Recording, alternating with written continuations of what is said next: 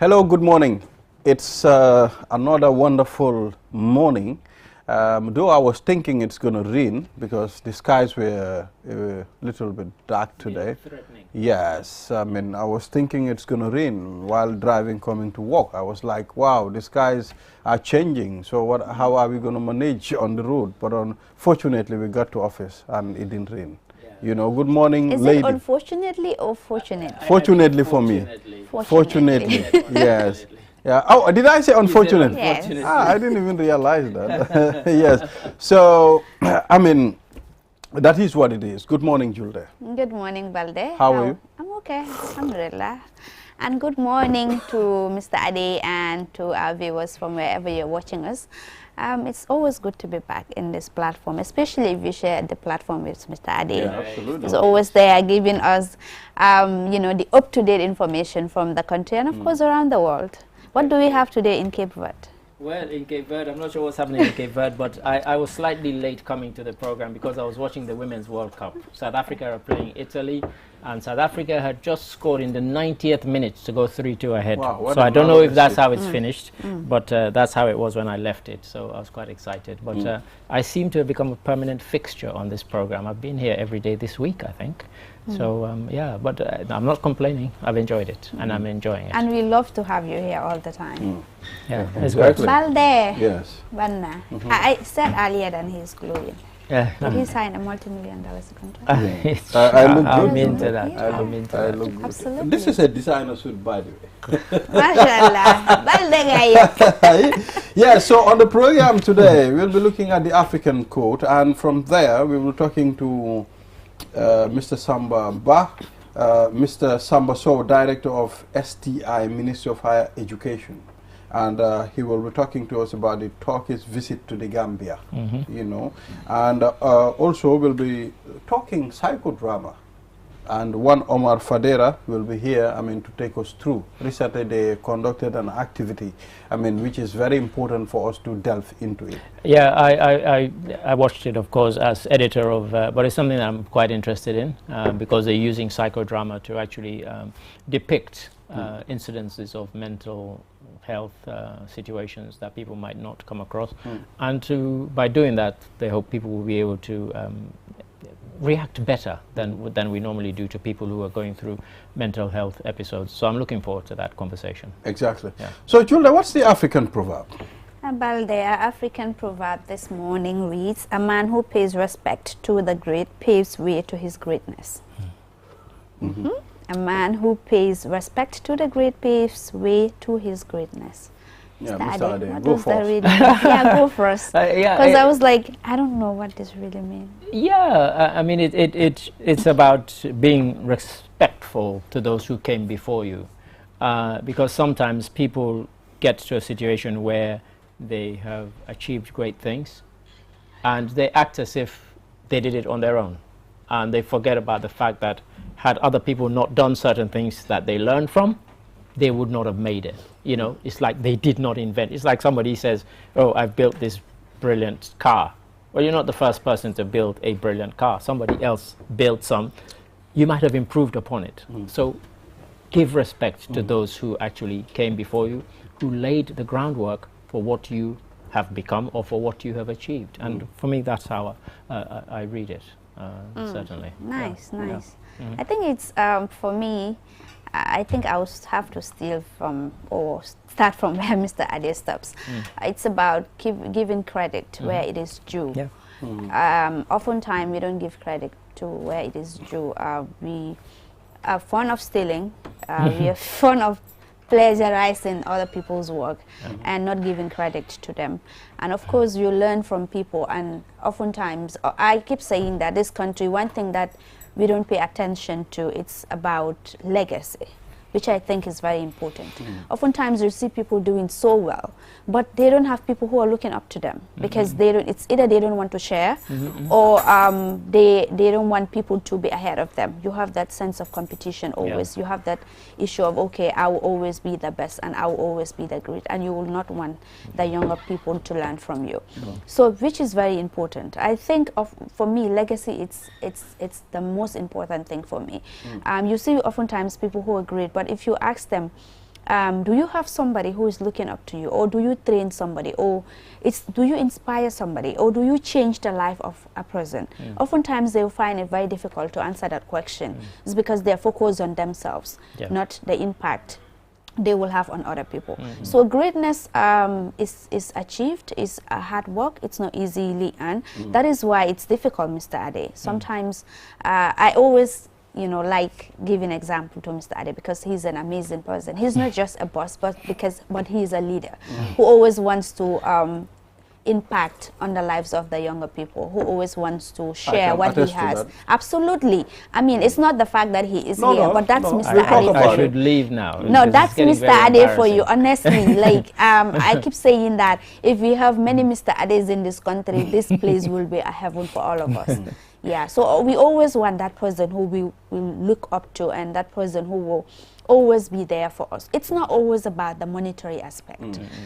Sometimes it's just good to have that conversation, that honest conversation with someone that you feel safe with, that you know that you can open up and say, anything that is bothering you, and you know that you're safe with that person. So, but that is what mostly young people are lacking in this country. Somebody that they can look up to, somebody that they can trust, somebody that they can, that will be a safe haven for them.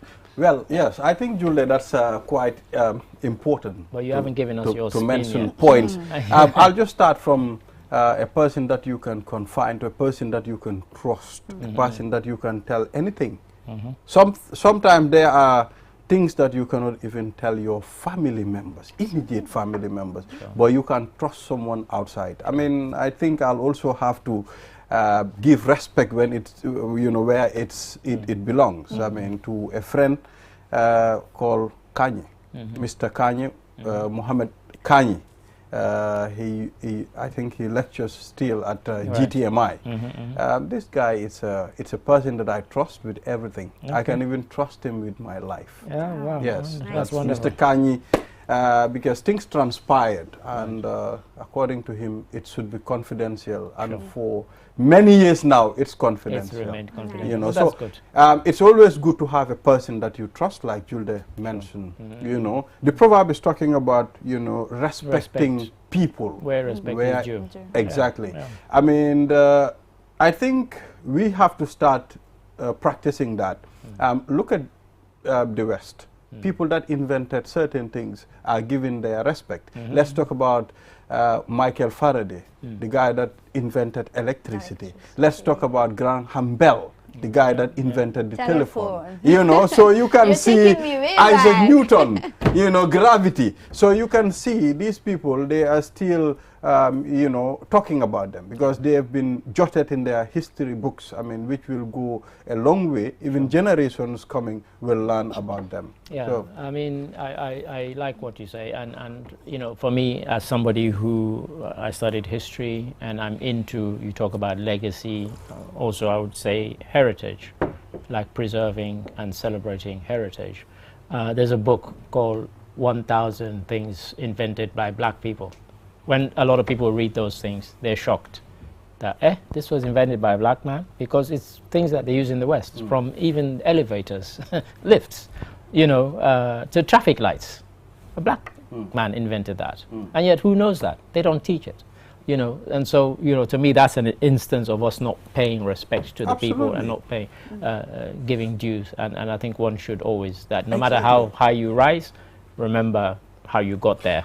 Because you came on the shoulders of other people. Yeah. Definitely. That's why I mentioned, I mean, let's try jotting down these things. There are big things that black men, I mean, invented. I mean, the other day I watched a movie when like a computer genius, I mean, a black man, there is a guy that wanted to hire someone who understands softwares, hardwares, but because he is a black man, they try changing him, bringing another white guy to do this. But the other guy said, all that black men know is music, hip-hop music, sports, it's an American sports, all they know, hip-hop music and playing basketball, so these are the things that they are attributed. But I think black people did a lot of things in the world. They made a difference. So I'm glad, if you chose this one, I'm glad you chose this one, because yesterday you chose one, you said you deliberately chose a silly one. Yeah, and it was nice and silly. Today, this one has given us some deep food for thought. I met someone yesterday on the way. He said to me, your proverb was really silly. That's what he said to me. Well, that's what you wanted to achieve, and we did. Yeah, so thank you. I mean, we'll be taking a short break. After the break, then the program will continue. We'll be right back. Always been at the forefront of our lives, and the way we use it has evolved drastically over the years. With the advent of 5G internet, we are entering a new era of technological innovation that promises to transform the way we live, work, and play. 5G internet is capable of providing data speeds up to 100 times faster than 4G, making it the ideal solution for streaming high-quality videos, playing online games, and downloading large files on the go. 5G internet is already transforming cities across the globe, powering smart cities, self-driving cars, and virtual reality experiences that were once thought impossible. 5G internet is also paving the way for Internet of Things, allowing for seamless connectivity between devices and the creation of a truly connected world. For the first time in the Gambia, QCell is bringing tomorrow's technology to you today with the launch of QCell 5G internet. Get ready to experience the out-of-this-world wonders of QCell's 5G internet. For more information, call 111. QCell. We innovate, others follow.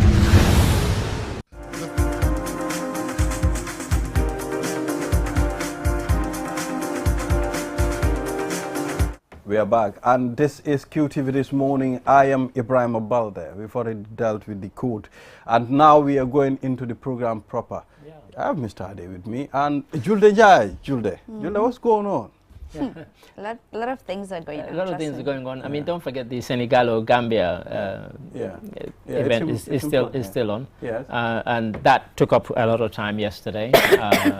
We saw live here on QTV, President Macky Sall landing at the airport, going to chill for a while at Coco Ocean, and then going on to the Sadauda Kairaba International Conference Center, where he had a meeting.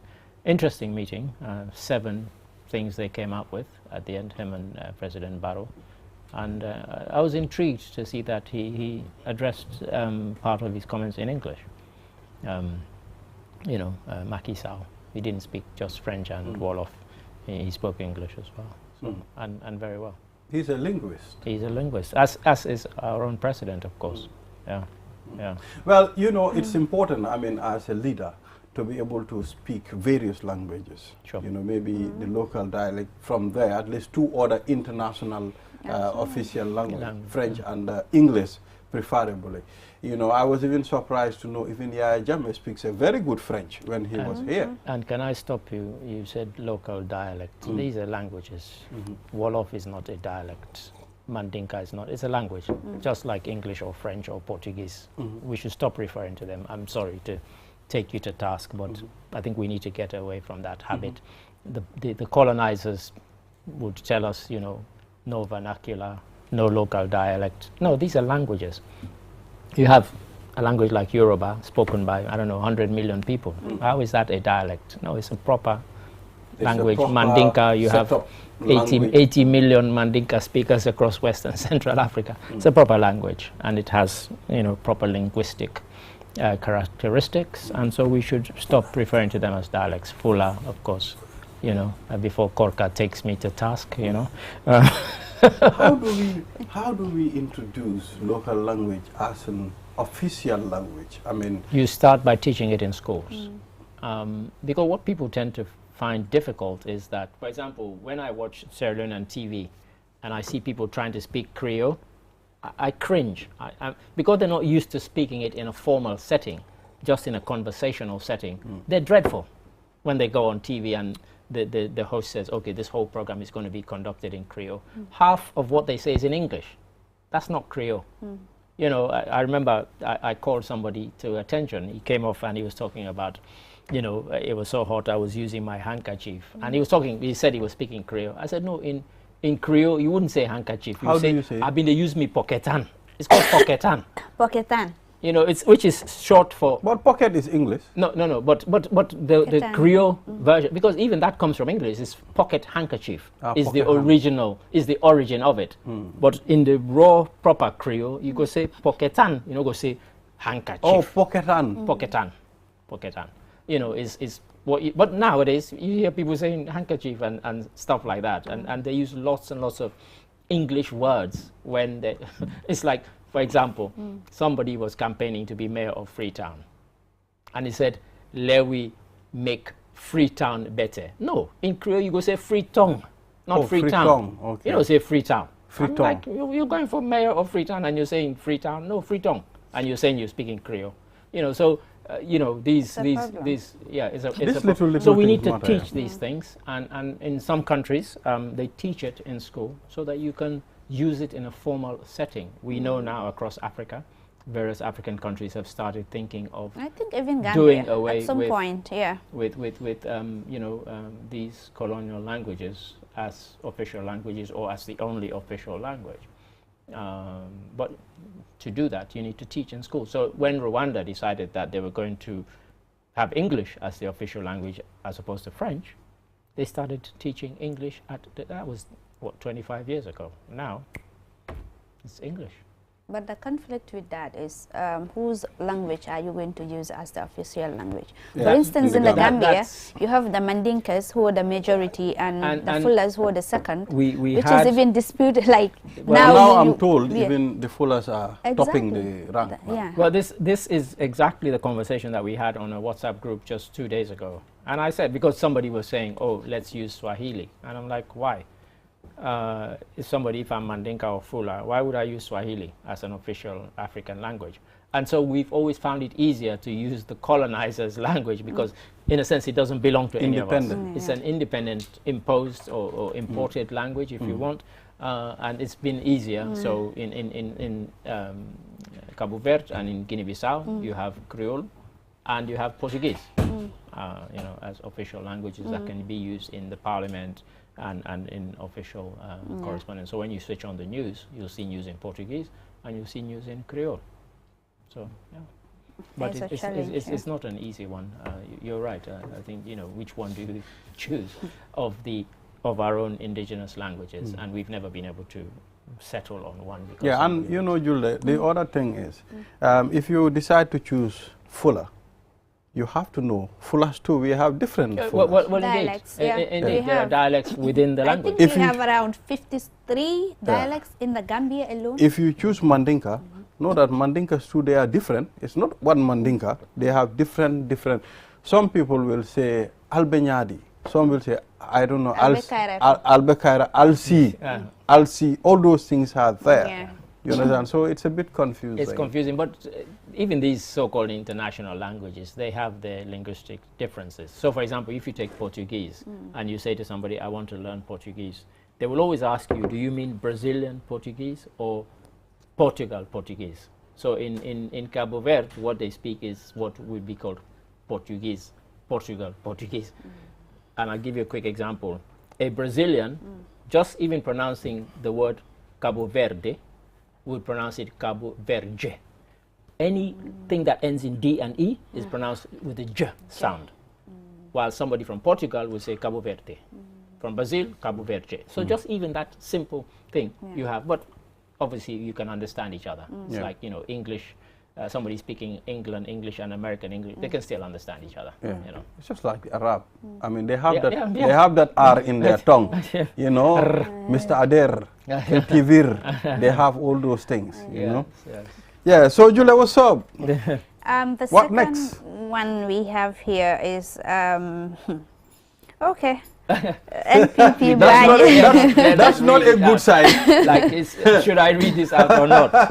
Yeah, okay, That's we'll not a skip good that one. one. Go to the one that you can read out then. Okay. Okay. Yeah. No, it just says Jahumpa declares intentions to run for president. Who? Which Jahumpa? Which Kaba Jah- Jahumpa. Kaba Jahumpa. Action man. Yes, action man. Oh, okay. For president of the Gambia. Yes. Okay. Why not? So we have the finance minister appears before the National Assembly over the Senegambia Bridge, which Yeah. has been, That's- you know, an issue in the Gambia. You have Senegambia Presidential Council meeting recommends joint border patrols, others, which I think, I Yeah. don't know how they intend to do that.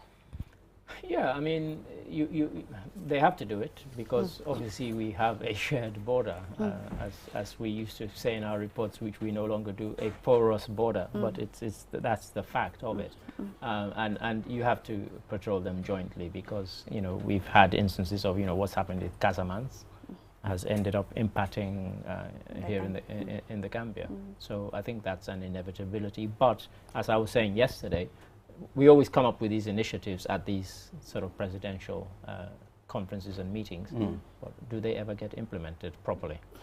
And for people, you and I, on a practical level, what we want to do is for me to drive from Banjul all the way to Dakar without somebody stopping me on the road or some official in uniform trying to extort money from me. Should not happen. That's what we want dealt with. It's not all the other kind of fancy stuff. Just the everyday practical stuff that impacts all of us. That's what we want them to address. That's why I was wondering whether the African Continental Free Trade Area will ever come to light. Considering the fact that just next door neighbor Senegal, going there, it's a challenge. We talk about free movement of Exactly. people and goods and services. And yet goods and services, and yet when you try and do the free movement, all you get are obstacles. So you're right. How serious are we? I think we should be realistic. The last time I traveled to Dakar, I mean, I came to a stop in Karang. They stopped me, they stopped my vehicle, and they were like checking everything. All my papers were intact, but my number plate light was a little bit dim. You understand? That's the number plate light. So they stopped me. They said I should pay some money. I said to them, I'm not paying any money. They said, then you're going to sleep here. I said, we're going to die here. That's what I said to the gendarmerie officer. Yeah. He said to me, are you a fuller? I said, I'm fuller. He said to me, look, I'm Serir.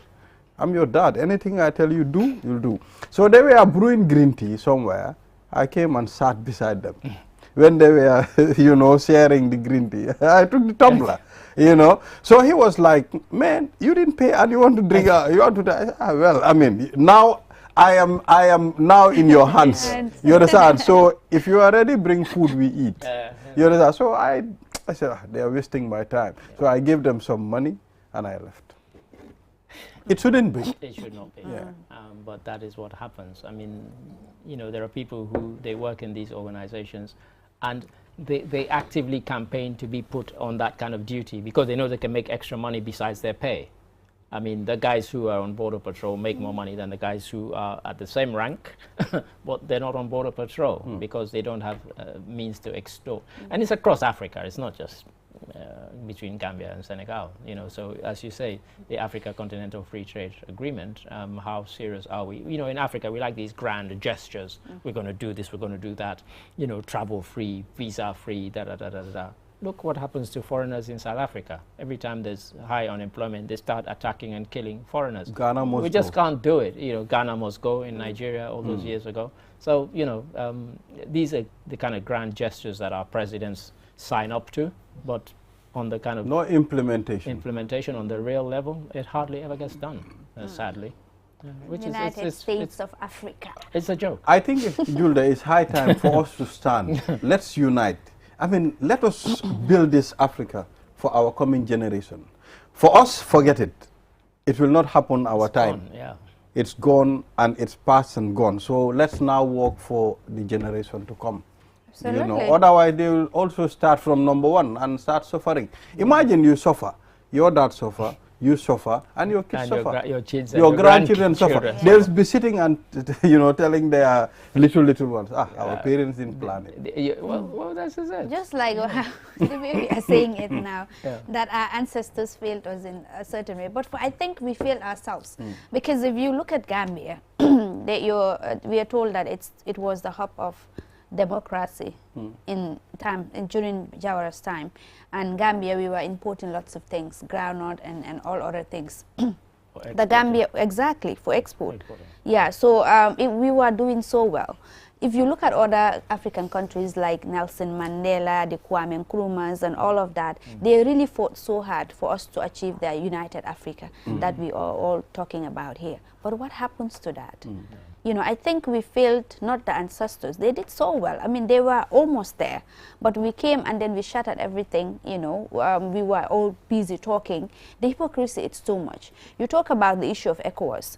If you look at ECOWAS, it's about the heads of states. And all of these states, heads of states, they're friends.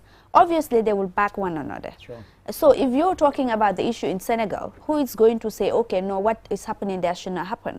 The issue in Burkina Faso, who is there to say that it should not happen? The issue in Guinea, we all know that all of these countries were confronted at some point with conflicts. Sure. But those were the same people who will say, okay, no coup d'etats, no this, no that. But they are the same people who are there, and they are the same people who are doing the same things that they are preaching or that they are advocating for. So I think we ought to be honest to ourselves. We ought to really know what we really want and how we are going to go about it. We should have an honest and open conversation as Africans and as African leaders as well. I agree. Well, you've mentioned two people there. You mentioned Nelson Mandela and you mentioned Kwame Nkrumah.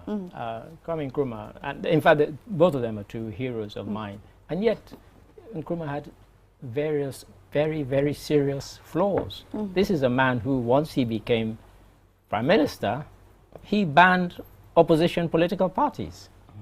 You know, now we celebrate him and we regret how he ended up. And he ended up in the most pathetic way. Yeah. I mean, he was in Guinea. He was scared that people were out to assassinate him. So anytime he saw anybody come, and I know this from a practical thing because my father was staying with Sékou Touré at the time. My father was a government minister.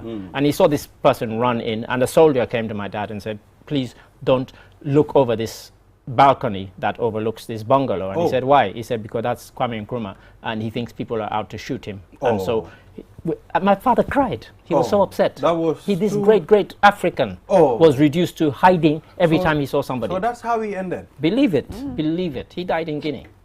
You know, he died in Guinea.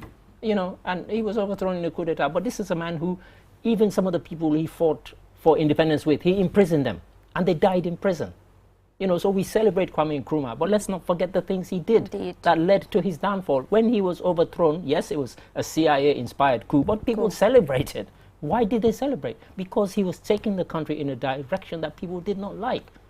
You know, so even the great Kwame Nkrumah who talks about this, you know, great thing, they all think, oh, when I'm in power, I should stay in power forever. He died in Guinea-Conakry. He died in Guinea-Conakry, yes. Yes. Wow, that's a very And in fact, for a long time, Sékou Touré refused for them to repatriate the body. Because he said, you people, you know, you can't do anything. You embarrass this man. You don't deserve to have his body. When he was alive, you didn't celebrate him. Celebrate him. You know. And by then, eventually, his body. And by then, when Sékou Touré talks, everybody listens. Well, not just that. What were they going to do? Come and kidnap the body? No. You know, I have pictures of the funeral. You know, and you know, it was sad. Well, that's sad. I never knew that's how it ended. No, that's how he ended. I mean, symbolically, you know, Sékou Touré made him joint president, but it was just a symbolic title, really. It didn't mean anything. Sékou Touré was obviously always still the president of Guinea, but he wanted to give Kwame Nkrumah the respect, and he said, this is a great African, because of course Sékou Touré is another. When all the Francophone countries, France told them, wait, we will give you independence in due time. In 1958, he just went on radio, he said, no, you don't give us independence, we take it. And he declared Guinea independent. And there was an embargo, and you know, all these disgraceful European countries, they all joined France to stop in boycotting Guinea-Conakry, you know, and that's what stopped that country growing, you know, in the way that they've done to Cuba. Yes. You know? Yes. Cuba, that country. For me, Cuba is one of the biggest disgraces on the world stage. Yeah. America says, oh, we hate China, we hate Russia, but you do billions of trade with them. Cuba is 90 miles away from American coast. You don't do any trade with them because you say, you know, it's a communist state. It's a hypocrisy, and no European leader has had the guts to break that embargo and say, you know, to hell with America, we will do trade with you. And no American president has had the guts to do it either. You know.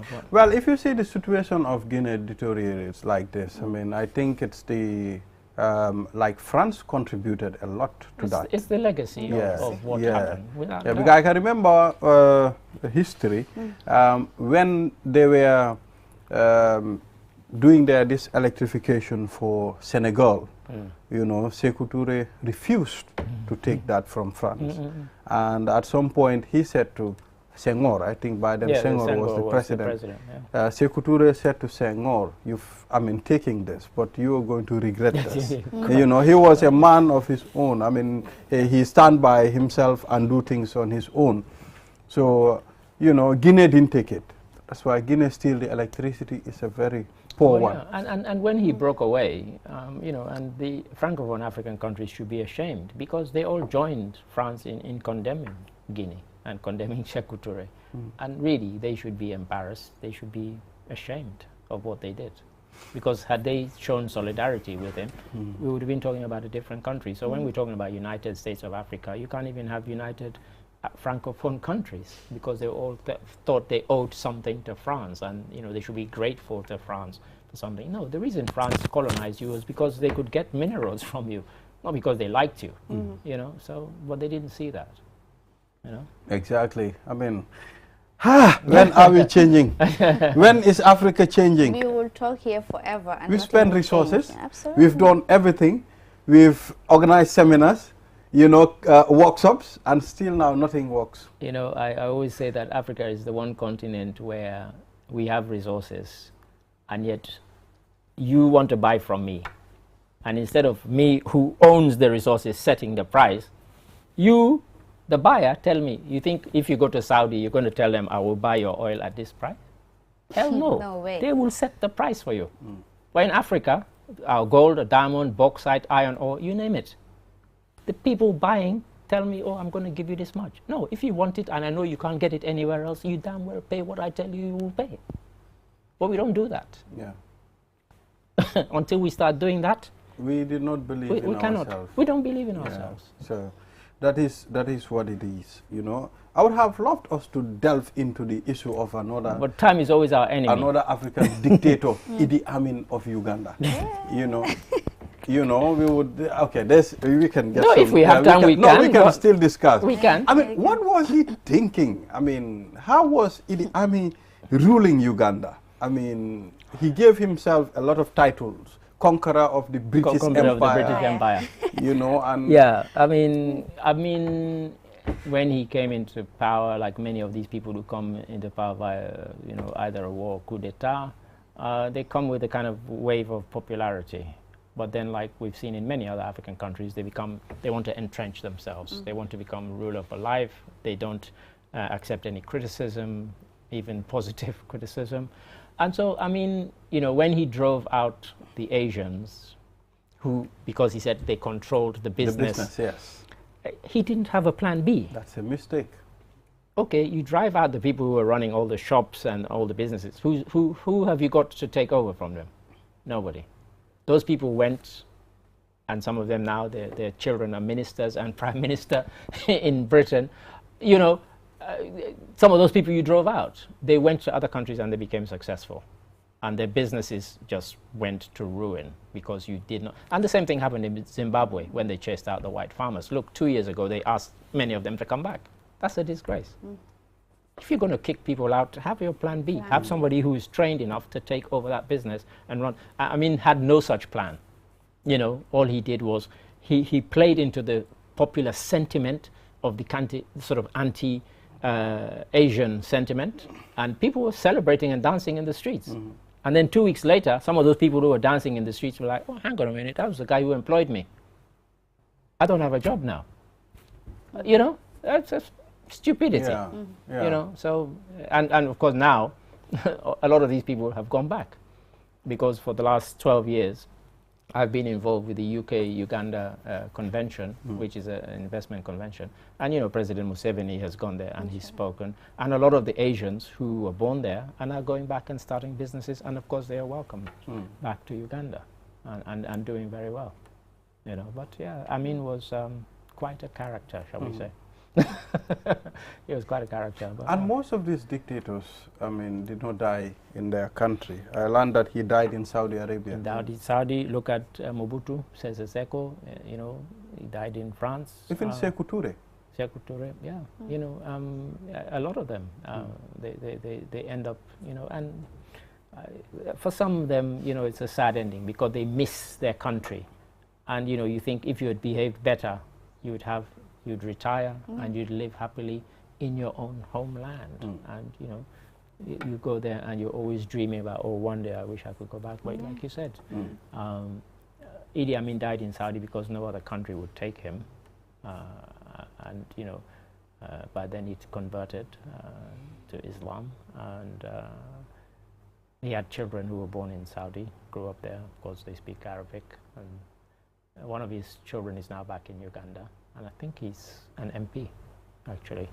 So, yeah, a lot of them don't end their life. Yeah, I watched a documentary. I think one of his children, it's not even proud the way his father was ruling Uganda. I mean, I think he was saying that on that documentary, some of the atrocities committed by the father. So I think it's important for us to leave a very good legacy too.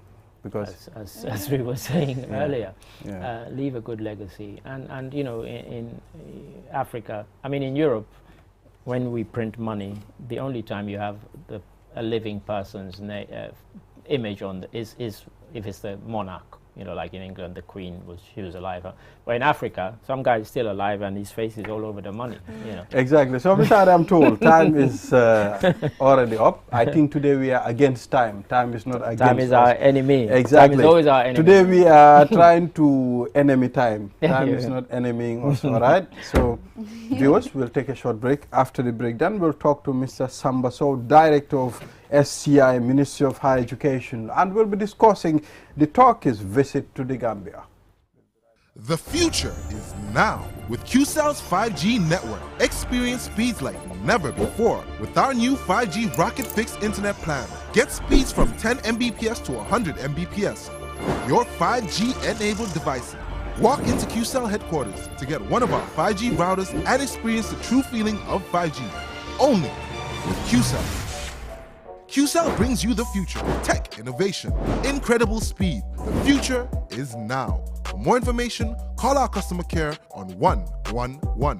QCell, Sunyabus. We innovate, others follow. Terms and conditions apply. QCell brings you the future with our ultimate bundles.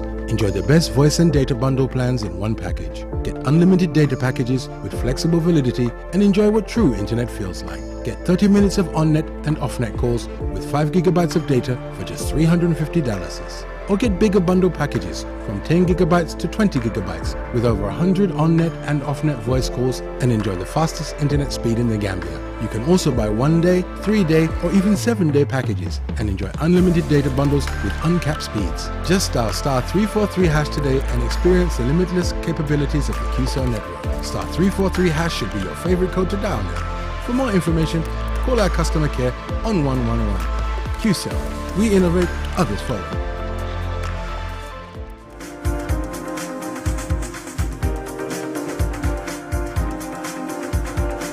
We are back, and this is QTV This Morning. I am Ibrahim Abalde. After a very fruitful conversation with Mr. Ade, now we will talk to the Director of STI, Ministry of Higher Education, Research, Science and Technology.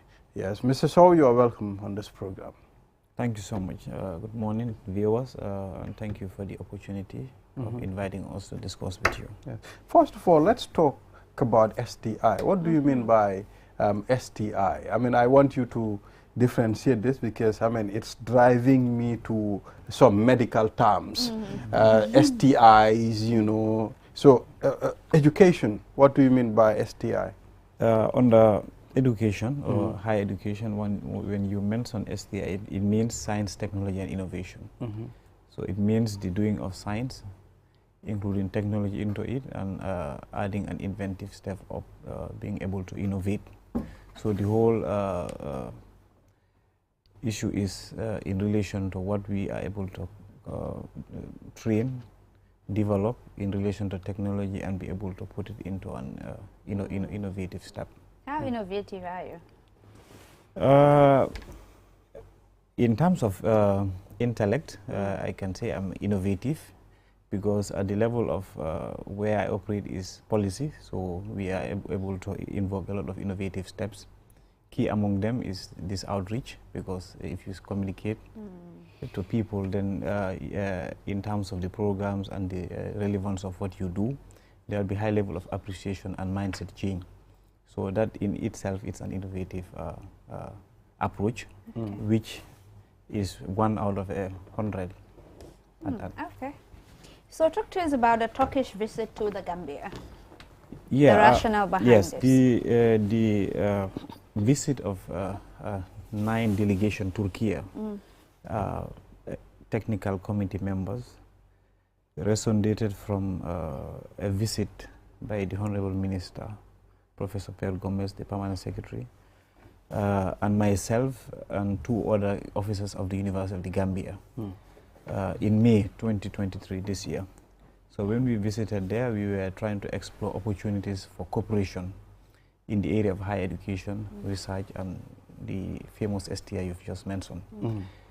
So when we were there in Turkey rather, they have a different approach in terms of institutional arrangements. What they have is a council of higher education, not a ministry, which is headed by a chief executive officer. So as we signed a memorandum of understanding between the two, that entity and the ministry, or the memorandum of understanding between University of the Gambia and some other universities, USAID, which is the University of Applied Science, Engineering and Technology, and other universities. Then an innovative step also was thought around there, which was, as you put all this, why not bring together technical officers from both sides who can sit and ensure that whatever is agreed here, it's put into full exploration. So this was what led to the technical team visit to the Gambia of different key high officers from their different universities and also the authority. At the level of the Gambia also, immediately the minister returned, he constituted a local technical team at the level of the Gambia, comprising members from the University of the Gambia College, the USAID, MDI, Gambia Telecommunication and Multimedia Institute, and at the level of the ministry, the Director for Higher Education, Tertiary Higher Education, and myself, so that we are able to communicate with these technical team members and ensure that whatever has been agreed, because mostly people after signing a memoranda or agreements, because we are overwhelmed with other issues, things might die down. But with the committee meeting, agreeing on how often they meet face to face, or also hybrid online, that is left to the technicians to decide, and we advise. So that was the rationale for the trip, and they came here for 3 days. And they had the opportunity to visit some of the institutions that, you know, we are on this transformation agenda, upgrading most of our public tertiary institutions into universities, and also expanding on the TVET landscape. So the final component of it was wherein they had to meet with His Excellency the President for him to cast the pathway in terms of human capital development for them, and how the Republic of Turkey can come and support this initiative. So basically that was the rationale for the trip, and everything went successful. So you mentioned that memorandum of understandings were signed between the your counterpart, and of course the University of the Gambia and some of the Turkish universities. Tell us about this memorandum of understandings. So in every understanding, memorandum of understanding between 2 academic institutions, the bedrock will be how we support one another, how we foster the teaching and learning services that we offer as a university. How do we broaden and strengthen research infrastructure and ecosystem within the university, and also how do we support innovation to ensure that the university is responsive to the labor market demands of the country or within the sub-region. So the key parameters that were included in that, in most of the MOUs between the respective universities of the different countries, were anchored along supporting in relation to infrastructure, supporting in relation to joint research, coming up with joint research projects, and also even student mobility, wherein if Gambian students could go and complete some of their modules in Turkey universities that are offering or teaching in English. But more so at the level of the ministry to the council they have is how we increase the quota of our scholarships, and also because as a background, the Republic of Turkey has been giving a lot of scholarships to many Gambian students. Yeah. So how we increase this, considering at the level of masters and PhD, considering that we're having a high level of saturation of people graduating with a lot of bachelors, and they need to vertically move on. So that with other issues, as the two universities may decide to agree on. But for us at the level of policy was just to create the environment and pathway to bring one university from this end, another university from the other end, for them to mutually agree in supporting one another. Because it might not be only at the receiving end, but also even at the level of the Gambian universities, they have something to offer that the Turkish universities would really benefit from. I think, Julia, that is interesting, and it's very significant for us to have such kind of partnership between universities like Turkish universities. So what are some of the challenges that you think, currently are delaying such a project? Yeah, it would not be within the context of the cooperation, but within the context of higher education. The challenge is having the right teaching and laboratory resources. But we are taking giant leaps along these lines. For instance, the University of the Gambia, in the new campus, all the schools there would have state-of-the-art equipment that will be used for the respective programs in the respective schools. In the new University of Applied Science, Engineering and Technology, in its new campus in Brikama also, the facilities in terms of teaching and learning, not only laboratory but also teaching aids, like you're talking about the PowerPoint projections. It doesn't have to be wherein you have to be moving one PowerPoint projection from one classroom to the other. Everything is going to be affixed, and every school will be using their own resources to avoid this harba thing in terms of teaching and learning. So basically the policy direction is along that line, despite there are challenges, and also even at the level of every TVET institution but that we are trying to operationalize or build. This is the new direction. When you are teaching students, if it is hands-on education, the laboratory and hands-on component must be very relevant and must have doses of what you call internship and industrial placement. Wherein if we are teaching for multimedia, a student should be able to come into such a studio here and be able to interact with you, know what the camera stands for, what is the angle of where you are seated and where I am seated, what is the preference for all these things, so that as they come back to be they are able to deliver without being put to another 6 months of internship while they should have been receiving their full-time salaries. But do you also consider having like studios, television, and of course as radio studios for digital journalism and digital media? In the master plan for UTG, where in terms of stratifying, if you look at things, what we are doing now is we are achieving. It's not like University of the Gambia does a program, USAID comes and do the same program. So what we do is we are specializing. Whatever programs University of the Gambia offer, they offer it and they offer it to the fullest. So when it comes to their multimedia and digital school, we rest assured that as they move into Faraba, or I've seen in other universities outside, if you go to their multimedia, it's like a whole television. So that is the plan. We rest assured. It is a challenge, we all know, but at least with what opportunity like GRTS, QTV, and other media outlets are offering to students of the multimedia, we are able to put a strong foundation for now, but I think it's the direction. So Well, be rest So assured how that about the sciences? Because I mean, it's frustrating. Oftentimes you hear that in this country we have never invented anything, absolutely, which is so you know, disheartening, considering the fact that we have a full-fledged university, and yet still people are graduating, but they can't really apply what they've learned. Exactly. Or there is no practicality in what they're doing. So if they go to the job market, it's always difficult for them. No, I've mentioned it. We know we started from there. That's where we said we understand that the current ecosystem in terms of teaching and learning and laboratory resources is not the desired. But the policy direction and also the implementation approach is to ensure that every program that is going to be taught in any of the public and private, bearing in mind that there are standards that ensures that if you are offering this, these are going to be your competencies.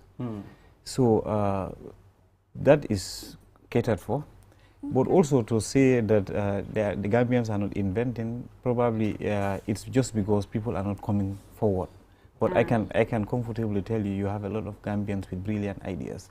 But are you inventing? Am I wrong to say that we are not inventing? Invention doesn't mean it has to be something completely new in package or in process. For instance, you have a lot of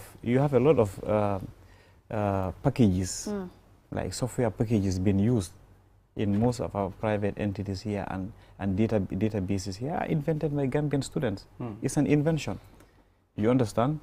So this is why towards the end of this year, what we want to create at the level of the ministry is a platform wherein you bring all the innovation actors at the level of university, at the level of research, at the level of grassroots invention. Remember, even at the grassroots level, in the villages, they have been doing things that are very peculiar, and they have knowledge that it's invention.